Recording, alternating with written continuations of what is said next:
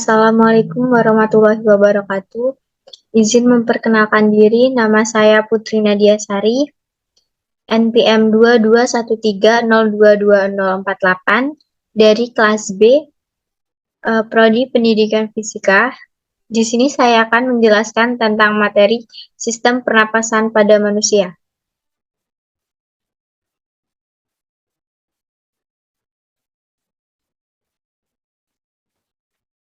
Jadi, sistem pernapasan pada manusia adalah sekumpulan organ yang terlibat dalam proses pertukaran oksigen dan karbon dioksida dalam darah. Pada proses pernapasan, terjadi suatu pertukaran antara O2 dan karbon dioksida atau CO2 pada pembuluh darah kecil yang bernama kapiler.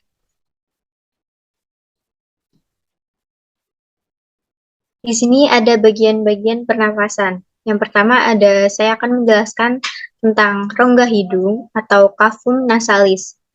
Rongga hidung berlapis selaput lendir berfungsi menangkap benda asing yang masuk lewat saluran pernapasan di dalamnya. Terdapat beberapa penyusun, yaitu yang pertama ada kelenjar minyak, kedua kelenjar keringat, ketiga rambut pendek atau tebal yang berfungsi menyaring partikel kotoran yang masuk, serta konka yang mempunyai banyak kapiler darah berfungsi menghangatkan udara masuk.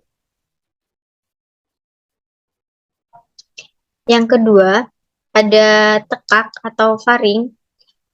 Tekak atau faring itu terletak di belakang rongga hidung dan mulut yang tersusun dari otot lurik dengan panjang kurang lebih 4 cm. Yang tekak merupakan persimpangan antar saluran pencernaan dengan saluran pernapasan.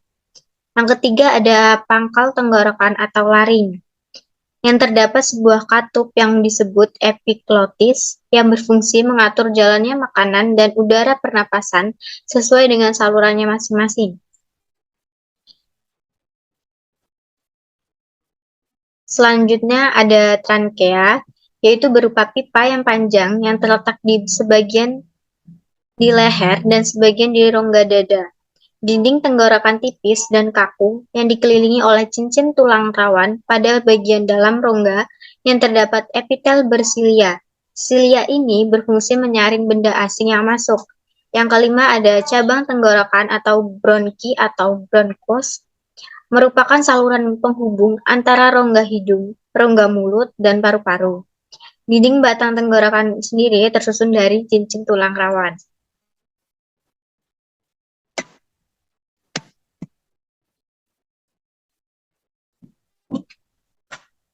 Selanjutnya, ada alveolus, yaitu merupakan struktur berbentuk bola-bola mungil atau gelombang paru-paru yang diliputi oleh pembuluh darah. Epitel pipih yang melewati alveoli mengikat oksigen dari udara dalam rongga alveolus. Yang ketujuh ada paru-paru atau pulmo, yang terletak di rongga pada tepat di atas sekat diafragma. Paru-paru sendiri terdiri dari dua bagian kanan, bagian kiri, dan paru-paru dibungkus oleh lapisan selaput paru-paru atau pleura. Kedelapan, ada pleura, yang merupakan selaput pembungkus paru-paru itu terdiri dari pleura viscera atau pleura dalam. Yang kedua ada pleura yang sebagai melapisi dada. Yang ketiga ada pleura luar. Keempat ada pleura diafragma yang melapisi diafragma atau pleura cervicalis yang terletak di leher. Jadi di pernapasan ada berbagai macam pernapasan. Yang pertama saya akan menjelaskan tentang pernapasan dada. Jadi pernapasan dada merupakan pernapasan yang mekanismenya melibatkan aktivitas otot-otot antar tulang rusuk terjadi pada fase inspirasi yang mekanismenya yang pertama yang pada inspirasi itu dimulai dari otot tulang rusuk berkontraksi, tulang rusuk terangkat posisi datar, paru-paru mengembang, tekanan udara dalam paru-paru menjadi lebih kecil dibandingkan tekanan udara luar sehingga udara luar masuk ke dalam paru-paru. Yang kedua ada jalur ekspirasi, yaitu otot tulang rusuk relaksasi, tulang rusuk menurun, Paru-paru menyusut, tekanan udara dalam paru-paru lebih besar dibandingkan dengan tekanan udara luar, sehingga udara keluar dari paru-paru.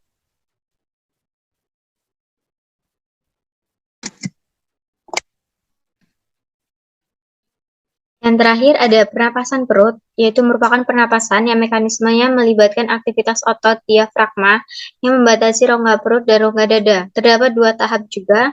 Yang pertama fase inspirasi, yaitu sekat rongga dada berkontraksi dari melengkung menjadi mendatar, dan paru-paru mengembang, dan tekanan udara dalam paru-paru lebih kecil dibandingkan tekanan udara luar, sehingga udara masuk. Yang kedua ada fase ekspirasi, yaitu otot diafragma relaksasi, posisi dari mendatar, kembali melengkung, dan paru-paru mengempis, dan tekanan udara di paru-paru lebih besar dibandingkan tekanan udara luar, sehingga udara keluar dari paru-paru. Sekian presentasi dari saya. Saya akhiri. Wassalamualaikum warahmatullahi wabarakatuh.